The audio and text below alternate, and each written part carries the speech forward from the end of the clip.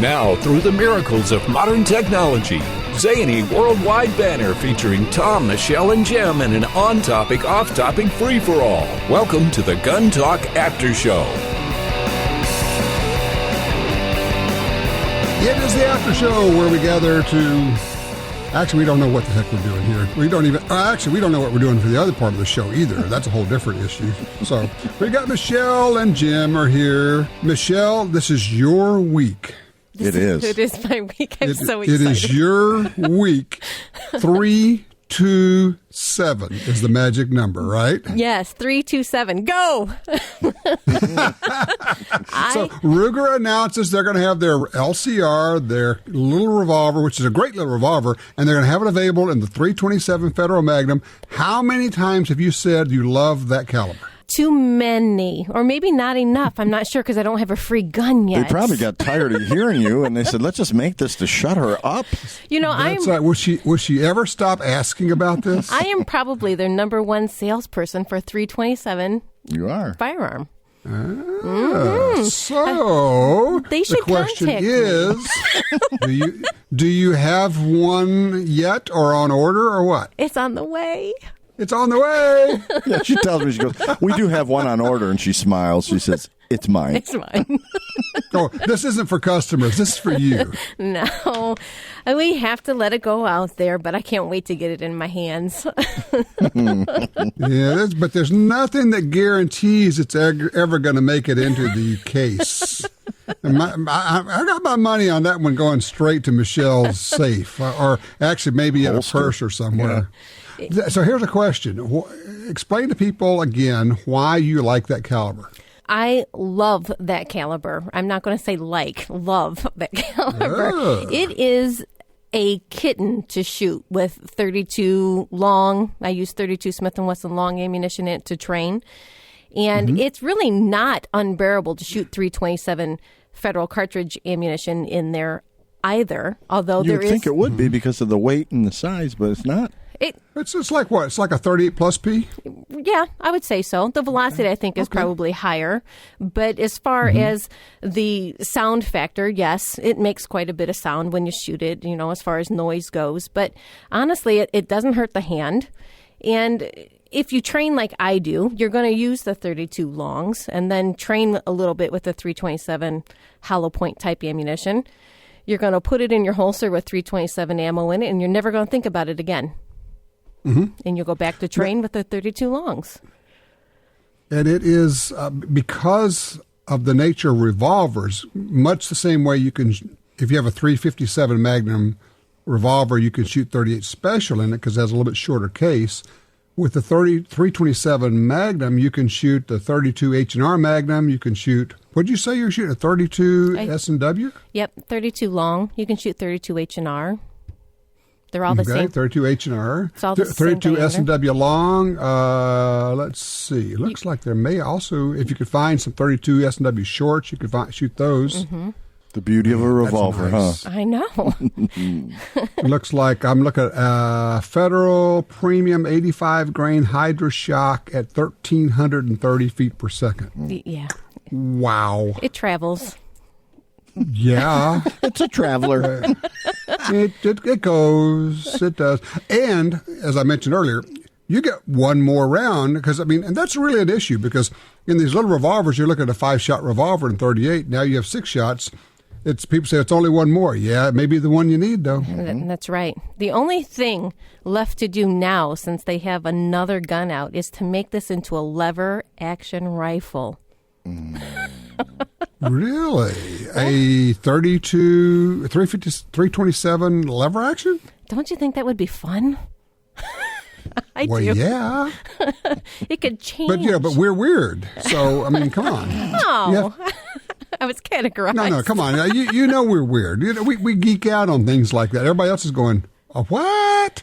Yeah, 327 Federal lever action. 327's a Chevy small block. You guys are nuts. Go, Granny, go, Granny. That's right. They should come out with the lever action. We'll call it the small block. Ooh. People go, what do you mean? You'll know. Now we've gone beyond esoteric to just plain weird. Weird. So Ruger has your number, Tom. They can get in contact with us. We got this figured out. Everybody's got my number. Actually, Randy has our number in Nevada. Oh, Did you okay. know Let's that? go talk with Randy in Sparks, Nevada. Hey, Randy, what you looking for here, man? Hello, after show folks. Hi. Hello. I just bought a Smith & Wesson ported M&P core and Nice. 9mm, and I'm really liking this. But as you know, the iron sights are higher than regular sights to co-witness with an optic. And I am looking for a front sight that is brighter for my old eyes. Do you know of any kind of green bar or light gathering light for that? You know, it's a great thought. I don't know. I'm thinking of like a fiber optic, a True Glow, or something like that would be neat. But for those who don't know, if you look it up on the Smith & Wesson website, you'll see these sights are really tall. I mean, they sit up, and the gun is made so you can put an optic. It has like a, how would you describe that, Randy? Is a cutout on the slide that the optic will fit down into? Yes, it's a removable little cover there, and then they give you with it different mounting options for loopholed delta point and others. So you can just stick it right on there. Yeah. Yes, you could put an RMR or a Delta Point or a Dr. Optic or something like that on there. Now, you know, of course, I think about simple stuff. What if you got like some day glow green paint at a model shop and just painted the front sight? Oh, really? That's Sure. an option. Cool. I mean, Okay. one thing that's nice about that, you could try it, and if it works, yeah, I mean, it gets something that's iridescent or day glow, or, you know, I'm thinking about like that green day glow color that's so high vis, it's almost like a neon. And, you know, if you go to a place that sells models, they've got all those little bitty, you don't have to like buy a gallon of it, you get those little bitty tester tube or whatever they call them. That would be kind of a neat way to go. Yeah, and I'm finding that the porting does, you know, it kind of darkens the back of the front sight as the gases come up. Sure. That makes sense. I will try that. I will try the paint. And try the hope they come paint out and let with us know how it works. Yes, I will. And then I'll keep searching the web for aftermarket lighted sight up there. All right, sounds good. Look, I appreciate the call. Yeah, that was the way we used to do it in the old days, is we had a little thing of paint. I mean, literally white paint with a little bitty brush that you use when you're making model cars and things, or the orange, you would use that on there and you can touch it up, and works pretty well, actually. It used to be very common with archers as well. Before all the fiber optic sights came out, they used to put all the day glow paints on their pins. On the pins on their sights. With those high sights like that, Michelle, wouldn't that be a great rig for a suppressor? Oh, yeah, you could have a lot of fun with that. Because you could actually, one of the problems is when you screw on a suppressor on your pistol, a lot of times the sights are low and you're actually looking into the back of the suppressor. You can't see the target. You're just kind of looking over the top of the can. If you had those high sights like that, you could still use your iron sights with a suppressor. Would that still work with the porting? It would work. It just wouldn't be as quiet. Right, right. But that's okay. If you get enough paint, you just kind of paint over the cuts out and the porting. Duct tape. I'm sure that would work just fine. Duct tape. Oh, there you go. Silly putty, duct tape. Yeah. No, don't try that at home. I am a graduate from the Bigger Hammer School of Gunsmithing. If it doesn't work, get a bigger hammer. Right. So there you go. Hey, Justin in Granite City, Illinois. It looks to me like you have a really good piece of advice here. Yes, I am firsthand experience. All you guys out there who want to buy guns for your wives, you're morons. Don't sugarcoat it, I'm Justin. just going to put it flat and simple. Some people just won't come out and say what they really mean, you know? Well, hey, I'm on the phone. I'm not in front of you. I'll tell you whatever you want. Justin's my favorite caller. Okay, what happened? Well, there's a couple different directions I'm going to go. First off, I called you a couple months ago, and I told you about my wife and I took her out trap shooting and about gun fit. and how, when she finally shot a gun that fit her properly in shotgun, in a trap, that night I was buying her a Beretta 686 over and under. And she has gotten to the point now where she's going with me every single weekend, and she's one who likes to sleep in. She's actually sleeping in now till 7 a.m. on Sundays to go shooting with me. Sweet. For the first couple of years of us together, I try to push her in a certain direction. When it comes to pistol shooting, I just kind of, she told me, hey, double stacks don't really work, a single stack works better. So, okay, that was fine. And so, at that point, I stopped trying to pick the gun for her. And, me being all-knowing, because you're a guy. That's how we roll. But no, of course. I really just sat back and let her take the reins. And it was weird at first, but just to sit back and watch her, just to see that flower blossom. I mean, just the way she opened up. What did she do? Did she go out and try different guns? How did she get there? Well, just like in the trap shooting aspect, because she's pretty much stopped pistol shooting. She loves trap shooting so much. The biggest thing was, yes, trying different guns. But also, what she learned about each gun not fitting properly, the moment this 686 hit her shoulder, she looked at me and said, I don't care what the price is, I want it. And well, isn't that interesting? Because, when you do find the right gun, that's kind of what you end up, you say, look, I know this is the right gun. We will worry about how to pay for it later. Now we had to sell a kid, but it's okay. We got more. There's always home equity loans. As long as you got more than one, it's okay, right? Yeah. Well, we got dogs too. But even just her confidence in trap shooting, last night and today both, in less than about 18 hours. Last night she was looking at a Kimber Micro Bel Air 380, and today she was telling me, because she looked at, it's a Colt Python, 4-inch engraved with ivory grip, saying, honey, I like it, I want it. She has very good taste. You've created a monster. Oh, my goodness, yes. Yeah. but just seeing a little bit of confidence rise in her. I mean, she doesn't mind when I want to talk about guns anymore. It's a big change. I all started because I shut my mouth and I let her do what she knew she needed to do. And that was pick the gun. And if she made a mistake, it was on her shoulders, not mine. Well, the other thing, and I'm just going to throw this out because this is a thing with husbands and wives. Many times, and I have the scars to prove this, when the wife starts to tell you about a problem, she just wants to tell you about the problem. She is not asking you to solve the problem. And guys just say they want to jump in and fix it. That's not what's going on here. Same deal with guns. Well, this is what you need. I actually wasn't asking you to go find the gun for me. I'm just talking out the process with you. But guys and men and women work so differently there that it's tough for us to get out of our own way, isn't it? Yeah, it was very, very hard for me to do it. And it took to the point where, I was having to get up hours early on weekends so I could go shoot and still be home because I worked nights, or at least I used to. And, I wasn't able to see my family, but I still wanted to go shoot. So I was, while everybody else is getting more rest, I'm going on 4 hours of sleep so I can go up to the trap range. How much more enjoyable is the experience than being able to take your wife, and her education is going to go over to the children, and pretty soon it'll be the whole family event going out there to the ranges or matches or whatever it might be. It's super.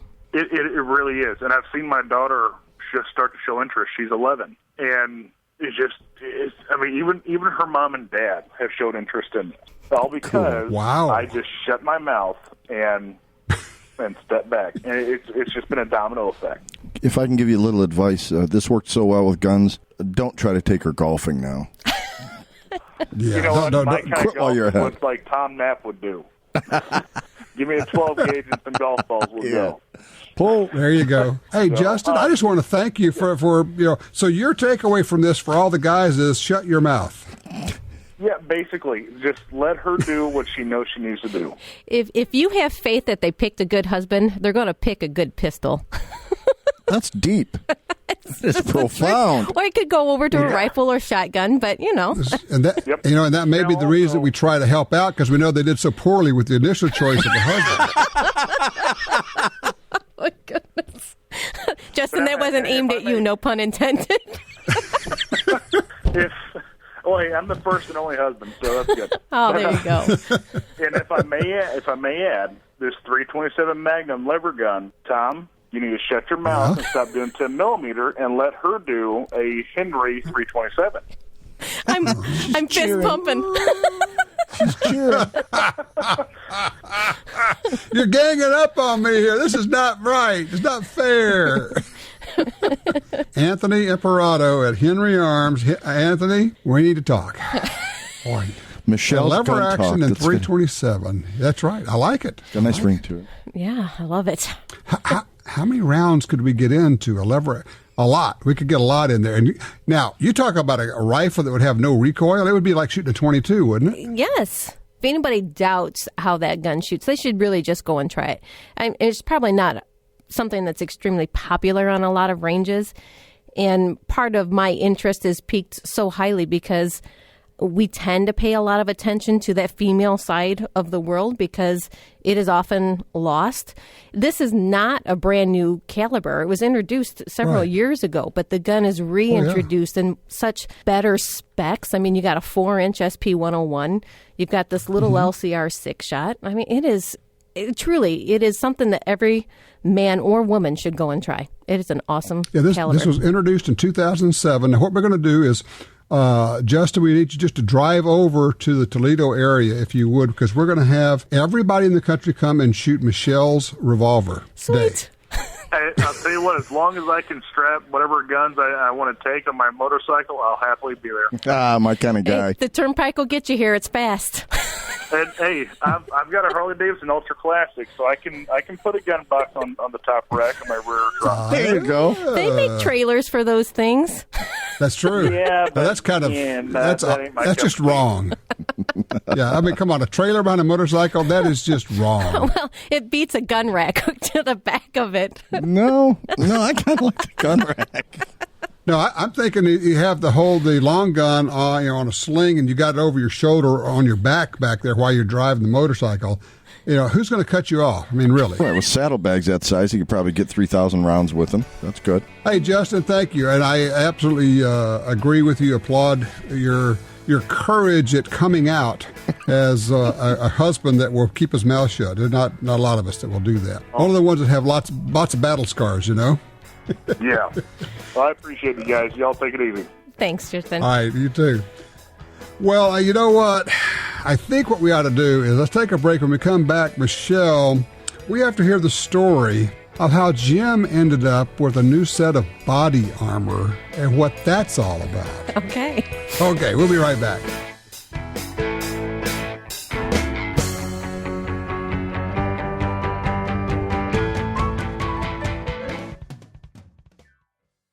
Behind every revolution is a patriot. Just as this great country was founded on the ideals of many, the new Mossberg Patriot is the sum of all that came before it. Reliable, timeless, built to last, the classic American hunting rifle with a heritage forged over generations has come home. Mossberg, built rugged, proudly American. The Ruger SR-45, a large caliber pistol with a trim, ergonomic profile. Like the popular Ruger SR-9 and SR-40, the SR-45 is perfectly sized to be comfortable and controllable with the slim, ergonomic grip and narrow slide. It features an adjustable 3-dot sight system, Ruger's unique reversible back strap, an ambidextrous manual safety and magazine release, and built-in Picatinny rail. The Ruger SR-45, another rugged, reliable firearm from Ruger.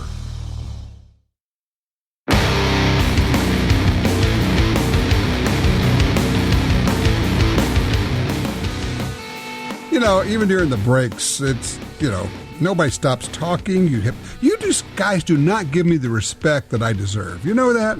Jim. I was told to shut up. Keep my mouth shut from the last caller. See, that is why he needs the vest. So what's the deal, or the dealio in this case? Why did you end up with body armor? It's kind of scientifical. It is scientifical. I don't really know if I should go into it. Much, yes. I guess my question would be another question. Why not? A buddy of mine, who's a Class 3 dealer, said, you do a lot of teaching, instructing out at your place and stuff. Why don't you wear a vest? And I said, because I never thought of it. Right. So he arranged to get me a vest. And, Okay. I mean, there's been range incidents, et cetera. Not here, thank God, but there's been range incidents we've heard about. There's Sure. also been a couple attacks on instructors. It just kind of made sense. So he Now, arranged is this a vest that you wear inside your clothing, like under your shirt? You can do both, yeah. It's set up for either way. You can wear it either exterior or interior. It does not have the plates in it. It's a Category 3, but you can add plates to make it a 4, at which point you'd really have to make it an exterior. Sure. But as a 3, it stops most handgun up to bullets. 44 mag, according to their marketing. Ouch.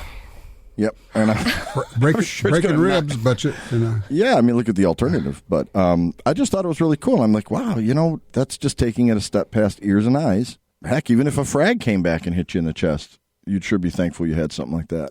I will have to tell you, I do know of a number of instructors who wear vests at the range, just in the category of, well, why not, or what if, or you never know. It's kind of like, okay, why would I not going to do this? Yeah, I mean, and to me, it's not really like I'm worried about it. If I was really worried, I probably wouldn't be out there. But Wouldn't you go never in the know. first place. Yeah, you never know. I think you're paranoid. I'm not paranoid if I'm right. No. But seriously, I mean, No. if any kind of a frag or something comes back, I mean, glasses are great and all that, but we're protecting our eyes and ears. Well, you've got a chest area that probably wouldn't be hurt to protect that as well. And it just made a lot of sense. And I figured, what the heck? It's extra piece of gear, and I love gear, and so why not be? Now, come on, let's get right. You just think it's cool, right? It's cool. It is cool. Okay, all right, good deal. All right. It's a high-tech piece of gear, right? So you know what that means, don't you? It's kind of scientific. That's what I thought. Yeah, I knew that was coming.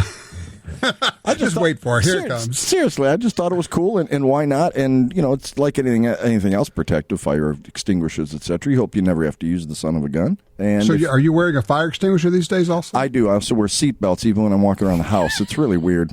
It is weird. It clangs a lot. My insurance agent follows me everywhere I go to. It's strange. That suit of mail, he's wearing. Okay, it's Chainmail. chainmail. There you go. Just don't go swimming. It's That's okay. true. That's true. Once. Ay, man, So I'll let you know how it goes. I've actually only worn it probably 2 hours so far, just around the house, just to try to acclimate And to that's it. just to bed, selling overnight. Yeah, because I don't let my wife pick out her own guns.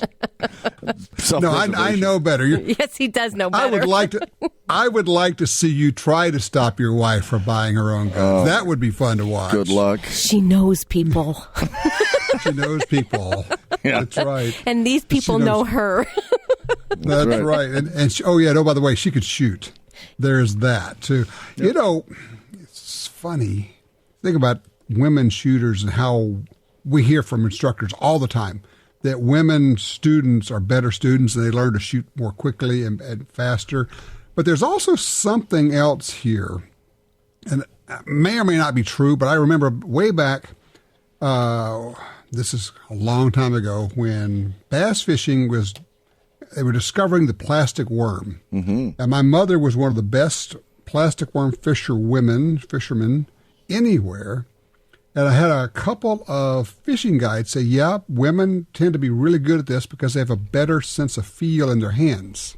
Yes, we do. Better tactile. Truly. Well, our hands are really? smaller. They're not as calloused. I mean, there's so much that goes along with that. And I'm thinking about trigger control. If there is maybe some kind of carryover there. I don't know. Interesting. But the other thing that goes along with that, and something that we have found with the instruction and training that we have given, is doctors, dentists, nurses, those type of people tend to be very good with firearms as well. And we're relating it to the same thing. It's the hands. They have a far better sense of feel with the hands, and they're used to fine, intricate type of work that it all makes sense. It's very easy. Maybe that's why they work at the ammo factories that Tom was discussing before, that they can feel things and they can tell if something's a couple grains off just by feel. Well, yeah, that was Jeff Hoffman saying that all their inspectors for ammo at their company are women because they're just so much better at it. There's something to it, yeah. I don't know, but I've seen them pick up a whole bunch of ammo and they roll around their hands and pick out one. And they all look good to me and just kind of like, no, that one. And if you look really, really close, you can see there's an issue there. But, yeah, there's something going on. Now you know how we pick out our husbands. Eeny, meeny, miny, mo. Something a little off with that one. Yeah. Sorry. Yeah, and I'll take him because he's not as off as the rest of them. He's less off. Well, somebody has to take one for the team, yeah. That's it. Oh. I think one of the reasons why women who get into firearms end up being so successful or so excited about it is because it's the only opportunity for you to be your own athlete. You're not responsible to anybody else. You don't let down anybody else. I mean, if you're a team member, yes, you may let down a team. But in all reality, your performance is based on your education. So what you put into it, you get out. Yeah. And I think it just blossoms with them. Like, oh, I can do this. This is fun. It's not scary. I mean, there's a healthy respect, but it's not intimidating like they thought it was going to be. That's very interesting. Of course, shooting is an individual sport. And yes, your performance is simply whatever you bring to it. But you kind of, I thought you were going to go there, and you kind of did, where women say, well, it's a sport where there's no reason that women and men can't compete side by side because there's no difference in strength or speed or endurance or anything else. It's just shooting. And you find... And look, women are just as competitive as men. There's no difference there. And so somebody who says, I'd like to be an athlete, but I'm not an athlete. And I'll tell you, you watch particularly trap shooters, and you're going, yeah, there's no athletes there. Yeah, but he's a world-class, he's the world champion trap shooter. Huh. Okay. And you can do that. I am reminded, throwback here, the Women's Shooting Sports Foundation, which no longer exists, we called it WSSF, WSSF. But Sue King was the executive director of that, and she was a longtime trap shooter. And she used to say, hey, it's not a big deal. If you can hold a gun up and she'd hold her finger out, and if you could just wiggle this trigger finger here, she says, you can be a shooter. She says, that's why women do so well at this. And I've held on to that. But if you want to be in competition, you think, okay, I'm not going to run a marathon. I can't play football. I can't do that. This you can do. I mean, if you can hold up a 2-pound weight in the form of a pistol or a 6 or 7 or 8 pound shotgun, and you only have to hold it up for a few seconds. It's not like you're sitting there holding it for a long time. And if you can, they always say the most important 6 inches in shooting is between your ears. If you can concentrate and focus, and I think women are, honestly, Michelle, better at that than men. Well, and I was going to say that, too. They tend to be a bigger sponge for the information that you put out there. And maybe some of it's because that's not their world to begin with, and so they take in that much more. I don't know. They don't think that they're John Wayne, whereas guys do. Well, they don't want to. I mean, the female nature. You don't want to hurt anybody. You don't want to. There's so much that goes into that part of it too. And frankly, the responsibility, if you're going to take this on and bring that into your home, increases by however many people are now in your home that you have a firearm in with there. If that makes sense. So what I hear you saying is that women are different from men? A little bit. Sorry. Now, you're talking about finger strength of women, and there's case in point. Michelle, it's not her trigger finger, but she often shows one to me. Oh, stop it. It's my thumb. It's not even a finger. Oh, okay. Oh, yeah, baby. Thumbs up. Are we going to have to put you guys like in front of the class and in the back of the class? The question is to why Jim has the best. That's exactly why I'm wearing this thing. We're back to that again. It's associated exponentially. With the vest, I'll make way more digs at you than I ever did without it. Great. Or as Sheriff Jim Wilson says, if you find yourself often in need of high-capacity magazines, you may want to reconsider your activities. So, Jim, vest... Just saying here, Well, I have changed my verbiage, but it hasn't had anything to do with the vest.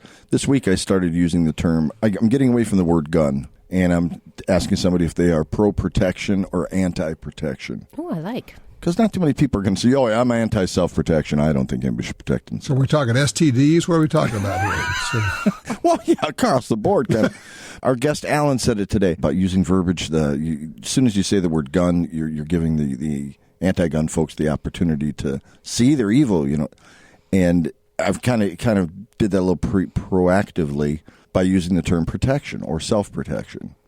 Because who's going to... Do you get a different reaction? Yeah, because, they've been doing it to us for years, doing it the other way around. It's you master the language and the terms, and it's your battle. So I've decided to do it the other way around. And you say pro-protection, it keeps it kind of broad, too, because that could bring in martial arts. It could bring in pepper spray. Well, and who's going to be against protection? Exactly. Right. No one. So I've just started this campaign, but I'm going to work on it hard for a month or so and see what kind of feeling because I'll approach strangers. If you want to talk about going to the range, you can also use the terms target sports. Yeah, I'm very much involved in target sports. Yep. And they say, what do you mean? I say, well, yeah, we shoot a lot, but the thing is, eventually and quickly, you're going to have to get to the word gun anyway. Right. But so for the people that are on the fence. All they've heard is gun, anti-gun, pro-gun, gun. Guns are bad. Oh, you're pro-gun. Oh, you must be bad. But nobody's going to give you a hard time because you're pro-protection. I want to see you safe. You want to be safe, right? Yeah, well, self-protection's a good thing. There's several ways you can accomplish it. The way my family and I do it is we do a lot of target shooting. And that kind of feathers into it, and it's not an avoidance of gun as much as it is a stepping stone kind of thing to eliminate that initial resistance you get. There's a lot of people who close their ears, and intelligent people too will close their mind and their ears because they heard a word they didn't like right off the bat. And no matter what you say, it's like the old Peanuts comic strip. Yeah, Charlie Brown's T-shirt. Yeah, right. That's what it was. And they don't hear a word you're saying after that. So if you can engage them and get them engaged prior to using the term gun, it's inferred anyway. But if you can engage them prior to that, I'm there. You're going all the way back to Alan Corwin's politically corrected glossary of terms. I would recommend anybody go there. It's really useful. It's gunlaws.com, and then you can click on, because I'm looking at when they say, you say. And then it's like he says, when they say guns kill, you say guns save lives. When they say guns cause crime, you say guns stop crime. Those kind of things. It's a way of capturing the conversation, if you will. And at least I think what you're saying, Jim, is getting a little further into the conversation, getting them to buy into your position before you can bring up the word gun, so that they at least you buy. It's kind of like an old salesman's deal. So you'd like to, what you're looking for is a safe car. Well, yeah, of course, who's not looking for a safe car? Right. And what and you get them if you get a couple of yeses. It's hard for them to give you a blanket no after they've had a buy-in already to what you're talking about. Exactly. Right. Exactly. It's a softer presentation. Right. You want to buy the extended warranty on this car because you love your wife, right? I was going to say no to that. I don't need that. Yeah, never mind. I don't need that. Just give me the car. You know what? On second thought, she can buy her own firearm. She can buy her own car. Don't pick your wife's car. Yeah, there's that. It's like trying to teach them to play golf or tennis. Don't do that either. Nope. But so there you go. I do find it fascinating, though, how many men get so excited that their wives get so engrossed in the shooting sports because they realize that it is so much fun. It's spectacular. If I could only get her into cigars, that'd be great. Gosh. Is he wearing the vest now? Yes. Yes. I'm sorry, we muted over the slap. What's the slap rating on this vest? My goodness. That's right. I'll send you a slapogram. Excellent point. Husbands, boyfriends, whatever, get excited when the woman in their life decides to get into shooting, and then she finds out this is fun, which is, of course, we've always talked about. That's kind of our secret weapon. Hey, by the way, this stuff is really fun. It's addictive, and you could go out and compete and have a good time. And the thing is, people may not know, you're not going to necessarily be shooting against the top shooters. There are classifications in almost all the competitions. So you'll be shooting against people who are of similar skill level, and that makes it fun. Is it divided up like a novice category, a pro category, that kind of deal? Well, it depends on the game, whether if it's a 3-gun or a pistol or a shotgun. I mean, you'll have like Class A and AA and trap and skeet. Well, that being the case, there's no reason why not get your whole family involved. Well, exactly right. You could all go out and do that. So it's kind of like, why wouldn't you? And what you're going to find is the kids are going to quickly be out shooting the adults. It does not take long. By the time they hit about 12 or 13, they're going to be cleaning your clock. That's right. And you're going to be thrilled about it. Yes. You're going to teach them to clean my gun. Yes, I'll keep buying ammo. That's okay. Now, what you're going to do is you're going to buy reloading equipment and say, all right, kid, you're going to make your own ammo here. Yeah. Now you'll be traveling. You'll be the carrier and That's the true. driver. You will be the chauffeur. All I'm loading is 327, Mom. It's okay. It's okay, Jim. Just wear this So you vest get and an shut up. You're going to have an RV that you're going from shoot to shoot, and in the back of it, you have a complete loading room. It's Nice. So they're back there making ammo while you're going down the road. And the problem with that was... Didn't say there's a problem. Okay. I thought maybe you were poking fun at me. No, I'm kind of liking this. So, you're telling me this is something that maybe has happened in your life? Maybe. All that lead reduces your miles per gallon, but that's okay. Well, it only affected you on the way there. On the way back, it was a much lighter load. It's much lighter. So, what's your in there? Officer, we're making ammo. It's not a meth lab. It's not a meth lab. It's an ammo factory. It's okay. And then, at which point he's going to go, really? What calibers? Cool. That's right. It's a 327. You should try it. You won't get off of that, will you? I won't, because it's exciting. I hope people can tell that I'm excited by it.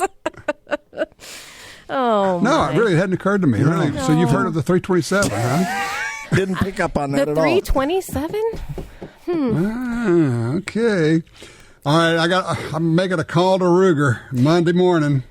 It's going to happen. They'll send me one one? of those bad boys in here. No. What? You're on your own. Wow. You already got one Hey, coming. look, I know better than to try to buy a gun or select a gun for a woman, so you just told me that. I've already So told you what I wanted, so now it's okay. Yeah, but sometimes when a woman tells you what they want, that's not what they really want. I'm telling you what I want, what I really, really want. Tom, do you want me to get you a vest? Oh, I'm sorry, everybody. I'm sorry. Michelle, get off the ceiling, will you please? Come down off there. She's running around the room going, 327, 327. Oh man. Okay, so now the question becomes ammo. I wonder who's got good ammo. Federal makes really good ammo. Yep. Okay. Obviously, they've got ammo. I tell you what I'm doing. I'm looking now. 327 Federal Magnum. Mr. Double Tap himself. Big surprise, huh? Hard cast, solid bullets for a 327 for hunting and defense. Yeah. They also have a 75 grain Barnes TAC XP bullet. How fast is it? Okay. Out of a 3-inch barrel, Ruger, are you ready for this? Yeah, go. 1,550 feet per second. No kidding. Holy cow. Shazam. That's right up to the 10. That is what I have a 3-inch gun because it was You got from the the original. SP101? Yeah. Mm-hmm. Yep. There you go.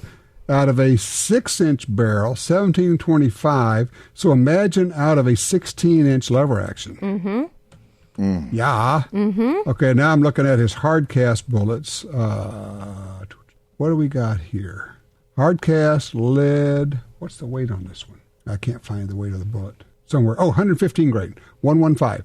1,400 feet per second out of your little 3-inch barrel SB-101. Wow. 1,400 with a 115 grain hard cast bullet. You could shoot through a Volkswagen with those. Imagine the cowboy shooting spectrum, though.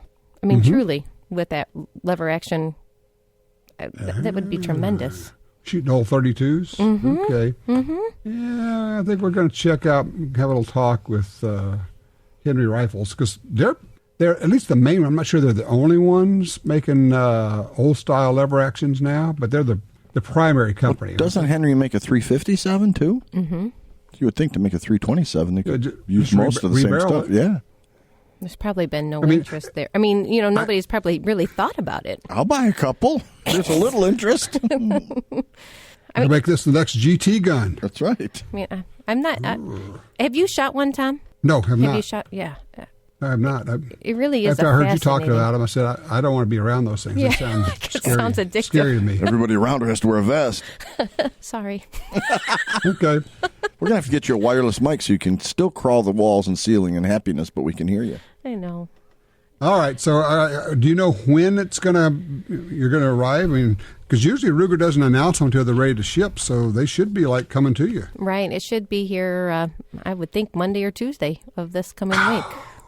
Well, all righty. So we're going to have a range report from you next week? Possibly. I don't know. Now, see, she's torn. The retailer in her says just put it in the rack and sell it, right? Yep. Give them the opportunity. But the shooter in you says, mine. It's all mine. What a quandary. I know. I think the latter is going to win out here. If you don't claim that one, shame on you. Just get another one to sell. Or you know what you could do? Put it in the rental fleet. That way you can take it out and shoot it whenever you want. Mm-hmm. Could do that. Mm-hmm. Mm-hmm. Mm-hmm. She's playing with these ideas. Okay? It's going to go from the truck to her purse. Were you kidding? Yes, of course it is. She's going to just have the UPS guy just say, look, just don't even take it into the store. It's all good. It's right here. You guys are embarrassing me. Oh, you got me looking up. I'm on ammunition to go right now looking at 327 Federal. Yeah, there you go. Now he's, Well, and see, I never even looked at, because we reload.